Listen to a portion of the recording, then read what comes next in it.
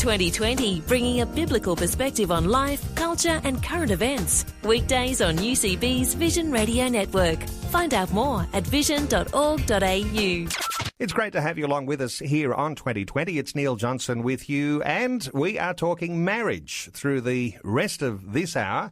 I hope you can stay with us, and particularly if your marriage has gone through some times of stress of late. Maybe you'd say, well, my marriage is actually failing and I need some help pretty desperately. Well, a couple who are joining us today, Ian and Jane Watts, they head up a ministry called 2 = 1. 2 = 1. And that makes sense when we understand the biblical idea of marriage where two become one flesh. So to Ian and to Jane Watts, welcome to 2020. Good afternoon, Neil. Good afternoon, Neil. Ian, if I come to you first, when it comes to marriage and the ministry role that you've got now, people might not be very familiar with 2 = 1, but there's been a number of different marriage ministries in a process that's come to a point now where the ministry is called 2 = 1. That's right, Neil. The ministry started in Australia actually in 1983 under the name of Nova Shalom, and I think many would know of that name, and it changed to Marriage Ministries. That changed again when we brought in a parenting course. And so it has changed over the years. But I guess the flagship course we've had called Married for Life is still there. And I know probably many of our listeners may have heard of that course, and it's still run right to this day. And I think we'll mention those courses through our conversation today. But when it comes to the current name, 2 = 1, this is an organisation that's not just in one state or territory. In fact, there are representatives right around Australia. In fact, it's a global ministry when it comes to marriage. Yes, that's correct. We're in 90 different nations. It was originally started in Denver in America. A couple was having a failing marriage, and God turned their marriage around, and so they had faith. They had a home group that came around them when they taught this course for the first time, and those couples came to hear what they had to say because they thought, what could this couple possibly teach on marriage? Because their marriage was such a disaster. And they were so blessed by what God taught through them that they eventually took it all around the world. And the couple that started in Australia, Jim and Judy Johnson, started in Whyalla in South Australia. Well, Ian and Jane Watts are our guests this hour from the marriage ministry called 2 = 1. Jane, if I was asking you how you first got involved, you guys, your marriage was a little bit rocky at that time too. Actually, it wasn't at that time, but we had a previous situation before we were Christians. And so we got involved in this ministry because we had a home group from our church, and several of those couples in our home group just had a lot of problems in their marriage. We had no idea how to help them, but we had a friend that was involved in this ministry, and we sent these couples to our friends. And part of this ministry is that they run outreaches, and the couples give testimonies as to what God has done through that course. Well, we went to the outreach, and Ian and I thought, well, why don't we do one? At least we'll learn a bit more, and maybe we could help more people. And so we decided to do that. But when we started teaching the course, we actually found we really didn't know a lot about marriage, did we, Ian? No, that's right. I guess our story really started in a garden, and you'd think, Garden of Eden, but no, it wasn't like that. We've been married about 4 or 5 years, I guess. It was before we were Christians, and I'd been having an affair with a girl at work for probably about a year. And at that time, my mind was all over the place, I guess, and I went out into the garden where Jane was, and I was going to go out there and say to her, hey, how about we invite this other girl to come and live with us? I could have 2 girls. Crazy, isn't it? But some people call it progressive. When I think back, I guess I'm so ashamed, but even God has healed that area. But so I went out to the garden, and I found Jane crying out there in the garden, and I sat down next to her, and I said, what's wrong, And she started to pour out her heart to me because, of course, even though I thought she didn't know about this affair, she did. And this is the whole thing about being 2 = 1. When you're one, whatever one partner does affects the other, whether they really know about it or not.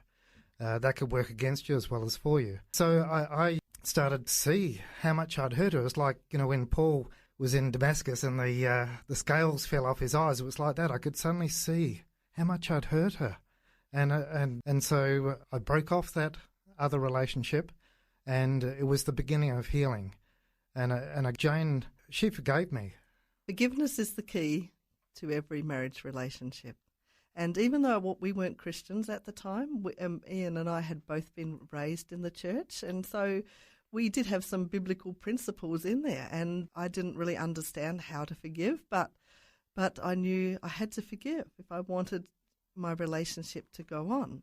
And so even though, what he had done to me had totally, I had seriously thinking about committing suicide. I was just devastated. When your partner actually has an extramarital affair, it just totally destroys your heart. Well, there are a lot of things and reasons why marriages might be failing. When you've been involved in certain leadership levels, is the whole extramarital affair issue one of the big ones that really does tear marriages to pieces? Ian, when you're talking to men, is this the sort of thing? I'm sure this comes out occasionally in conversations. People are aware that unless they do something about this now, unless there is some way that you can relate with some level of forgiveness, that it's all over. I think Jesus said, it's the little foxes that spoil the vine. And certainly by the time you get to a place where you're having an affair, there's been a lot of water go under the bridge. But it's the sowing and reaping principle. As you are sowing bit by bit by bit in the wrong area, sowing bad seed into your marriage, you're neglecting your wife, or you're straying off, you're looking in other directions, not coming home at night, you're not blessing your partner. And that goes both ways. It's not just husbands to wives, but it's wives to husbands. As you're sowing into the wrong areas, it suddenly builds up, and suddenly you find out you're strangers in the same house. It's like, I think the term is often called married singles. You mentioned in just a few minutes ago the issue of shame. You were ashamed. You were so ashamed of having had that pursued that extramarital affair that you had to deal with that. If you don't deal with that shame, then somehow or other you're going to have even more issues when it comes to your marriage failing. That's right. It just tears you apart. You just feel so guilty, and so I guess you can go either two directions. You can try and do something about that, or you go down the line of, well, who cares? I'll just go and go into more affairs or into a worse situation. But I found it was when I was about 33 that I came to know Jesus. And Jesus is the one who makes the difference. He's the one who has to be in the centre of your marriage. And this is really what our course is about. A lot of courses are around that talk about issues and problems, but our course is based on having Jesus in the centre of your marriage. And so I came to Jesus. I received the forgiveness of my sin, and that was wonderful. I felt clean. And really, it wasn't until we had the problems in this home group that Jane talked about that we went and did this Married for Life course. And I think it was about the fourth time we did it, we saw suddenly this whole issue of the affair and the adultery came up, and I was able to minister to Jane in that. But then as she felt so torn apart again, suddenly all that shame came back, and suddenly there was one thing that I hadn't done, is I hadn't forgiven myself. I'd been forgiven by Jane, I'd been forgiven by Jesus, but I was holding onto that shame myself, and I was finally able to forgive myself for what I'd done, and the shame went. I imagine, Jane, that in that time, as others became aware of the circumstances that you were facing as a wife and a husband who'd been having an extramarital affair, you would have been getting advice from a lot of different circles, and some of it would have been ditch him. Others would have been saying, do what you can to patch it up. How did you get to a point where you said, I really need to be at a place where I can forgive? Well, I just think most people would say, if someone has an affair, just get rid of them. That would be just 90% of people would say that. And even within the Christian church, most people would say that. There would be very few people that would actually say, no, God can turn that situation around. Now, because we weren't Christians at the time, I had really no one to really give me good advice. I had too much shame on myself that my marriage was failing to even seek advice, even from my parents, which is very foolish.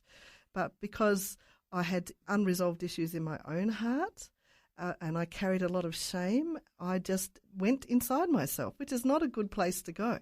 It was only when we became saved that Jesus started to deal with the issues in my own life. It's Neil Johnson with you on this Thursday edition of 2020, and a great conversation this hour talking about a failing marriage and what you do if you find yourself in that circumstance where your marriage is failing and how you bring about some level of turnaround. Our special guests this hour, Ian and Jane Watts, they head up the national marriage ministry called 2 = 1. Jane, if I come back to you in what we've been listening to in this past segment that we've been talking about, your failing marriage back in those days. Forgiveness was the big challenge, even for Christians today, when they have heard that their partner has been having an extramarital affair. There's even a biblical grounds for ditching that partner, for getting that divorce, for getting out of that marriage. In those days, you decided that wasn't a direction that you would go. How hard is it to actually be a person who forgives when your partner has had an extramarital affair? I think if we go on feelings, it's almost impossible.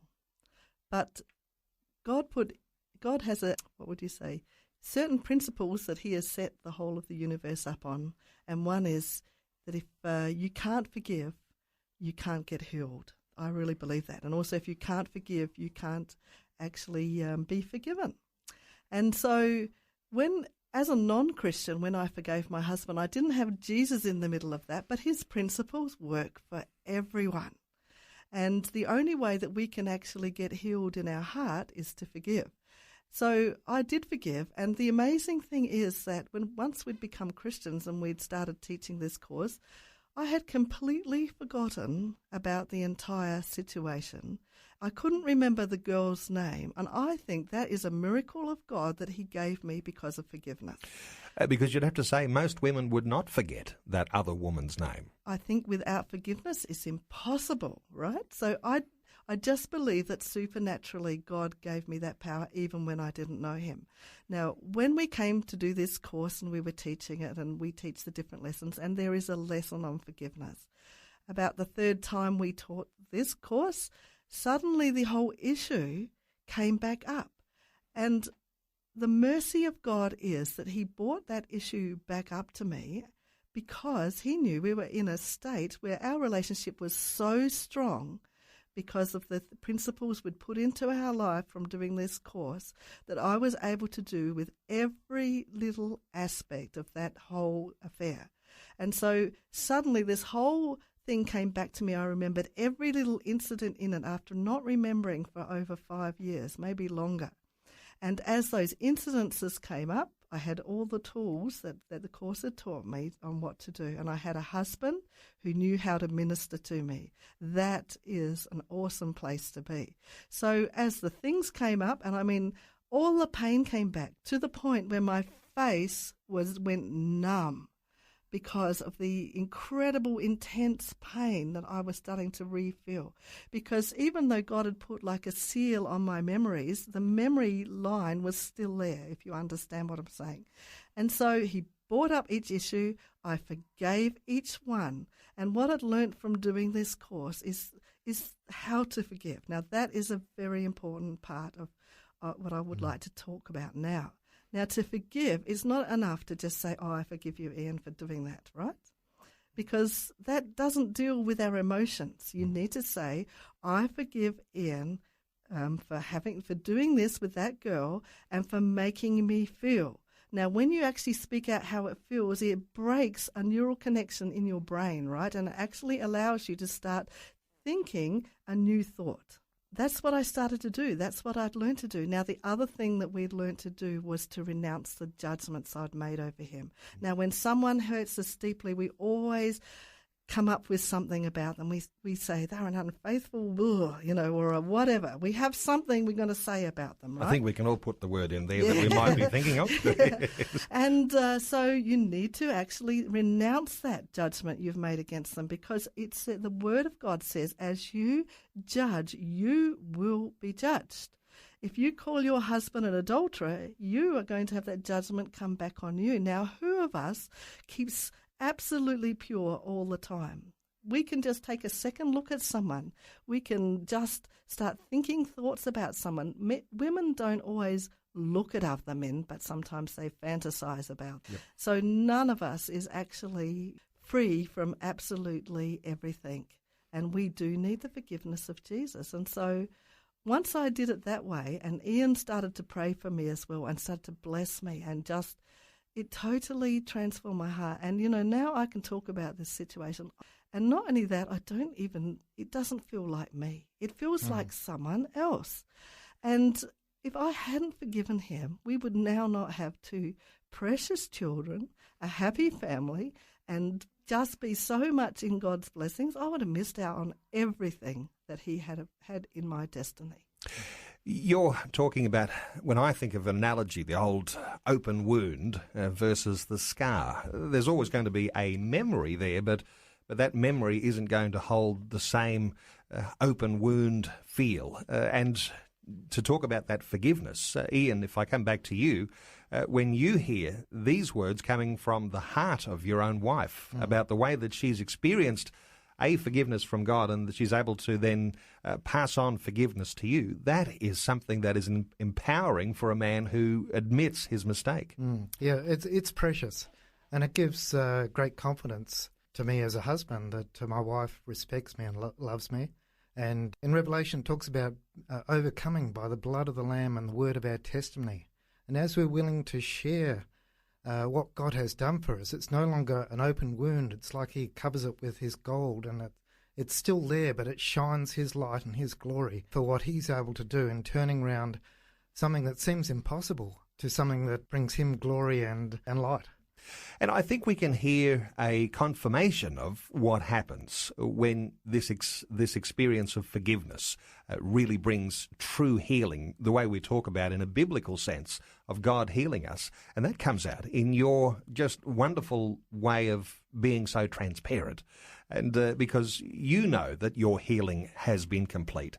And so, therefore, you're able to be as transparent about these types of issues in front of your wife and even in front of our audience all around Australia today. But transparency, an important aspect of the part of forgiveness and healing of those rifts that come in our marriages. That's right. If you go right back to the Garden of Eden, you see Adam and Eve. They were naked and unashamed. And so this is what we teach within our course. It doesn't all come at once. It's a process. But there is nothing that I haven't shared with Jane, everything about my past. And there's nothing that Jane hasn't shared to me. So we are totally naked and unashamed before each other, both in a spiritual sense, but also when it comes to the bedroom. If you're spiritually putting up walls, then you're putting up a wall in a physical sense too, so that your intimacy, sexual intimacy, is nowhere near as good where you have secrets in the marriage. And, of course, it illustrates the two becoming one flesh. This is something of an illustration, the way you guys have been through this healing process in your own marriage, whereas at one time you might have said there are 1 + 1 = 2. There's two people in this marriage, but now you really, truly are 2 = 1. That's right. So when you look at Jesus' words, where he says, what God has joined together, let man not separate. You talked about an out for divorce before. Well, really, there isn't. There is a word there in Matthew chapter 19 that's been mistranslated, but if you look at the other Gospels, it's very clear that Jesus did not agree with divorce. Now, this isn't meant to bring condemnation on those out there who have got divorced. We've got many of our coaches who even teach the course who have been divorced and remarried. But they have repented of that. They've received God's forgiveness and healing, and they're going on with God. When we look at covenant as being the basis for marriage, this is a very powerful thing, because we make a covenant with Jesus when we come to him. And if we say in our marriage, well, we can just break that covenant, well, we're virtually saying, well, we can break our covenant with Jesus. He can just go off and do what he likes and leave us. But what does he say? I'll never leave you. I will never forsake you. Covenant says, I will lay down my life for you. I will give everything to you. I will love you forever. There is nothing that I have that I will not give to you. Our special guests this hour are Ian and Jane Watts. They're the national leaders of the marriage ministry called 2 Equal 1. Let me ask you, Jane, for most people, when we say marriage vows, and, a lot of people go to different lengths to change those vows, to personalise them wherever they can, but there's some essence that usually creeps through in those traditional marriage vows. Right. How important are they when you're actually trying to keep your marriage on track and rescue a failing marriage? They really are the essence of everything that God would want you to do, because the heart of covenant, which is the heart of the vows that we say, and I'll just quickly read out what you actually say. It says, will you, man or woman, take this person to be your husband or wife, to live together in covenant of marriage? That is the critical word there, because marriage is a covenant, it's not a contract. A contract says you perform to certain standards or we will break what we have vowed to do. But a covenant says, no, I lay down my life for you. When it says that I will love her, comfort her, honour her, keep her in sickness and in health, and forsaking all others, and be faithful to her as long as we both shall live. And that is the critical thing. Really, we are saying, just as Jesus said to us on the cross, I lay down my life for you. We are actually standing there before one another and we say, I lay down my life for you. And I guess, Ian, when you're actually saying vows like that, as most people do, and people do sometimes water the vows down, it's good to keep those good traditional vows, but you're actually making that vow to one another and before God. Is this where you say keeping Jesus at the centre of your marriage becomes so important because those vows are actually meaningful when he is at the centre? Yeah, that's right. When you get married, if you're looking to each other to get your needs met, it will never seem to come about, because I can't meet all of Jane's needs and Jane can't meet all of my needs. But so within our course, we get people's relationship with Jesus back together. And as they might be a long way apart, but as they come together in Jesus, they will come together as one in him. Of course, there's a lot of marriage courses around that don't actually have the same centrality on Jesus. And it's a little bit more like, here's some good psychology to keep your relationship strong.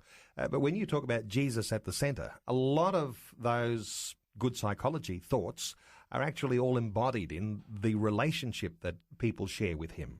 Yes, well, to have a marriage based in Jesus isn't just this out there idea. I mean, Jesus is a person. He's real. He's alive. And he wants to be part of your marriage.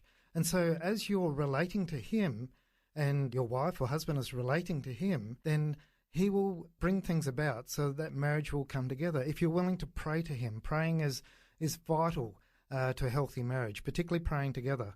And so as you're having that relationship with Jesus and praying to him, it's not some abstract idea. It's a relationship with a person who is alive. It is a relationship with God, and that's the first and most important thing in a marriage. Jane, let me ask you, what role does a local church and support from perhaps a pastor or other couples in a church that might understand even your background, how important is it to have a support like the local church when you're actually trying to rescue your marriage? I would say it's essential. I try to do everything on my own, very independent, and really we are so caught up with our own emotions we can't see the bigger picture. But those who've been through it, those who know the will of God, they can stand with you, they can pray with you, they can give you advice. When you feel like giving up, they can say, no, don't give up. I know that God can do it. And I think it's utterly essential. And I just praise God for our pastors and those who are willing to stand with others. And I know, Ian, that while you're talking about the 2 Equal 1 course, lots of marriage courses, if you can get into one, that's going to be an important part of turning around a failing marriage. If people go to your website at 2 Equal 1, what sort of things will they see there? They'll see a description of the actual course itself. We're linked to our YouTube channel there, so they can hear some great testimonies of what God has done. And they'll be able to make contact with someone locally in their state so that they can get placed within a course. We do courses via internet as well as in the home. And so there's various options for couples to get into a course, whether it be marriage, pre-marriage or parenting. And of course, there are 2 Equal One people who are leading those programs in every state right around Australia, every state and territory. It's a matter of people going to the website, identifying where those states are. I should mention too, and we haven't talked about it, but a free booklet if you make contact with the 2 Equal One. There is an email you could get for that, australia@2equal1.com. Like what you've just heard? There's more great podcasts, or you can listen to us live at vision.org.au. And remember, Vision is listener supported. Your donation of any amount will help us continue connecting faith to life. Learn more or donate today at vision.org.au.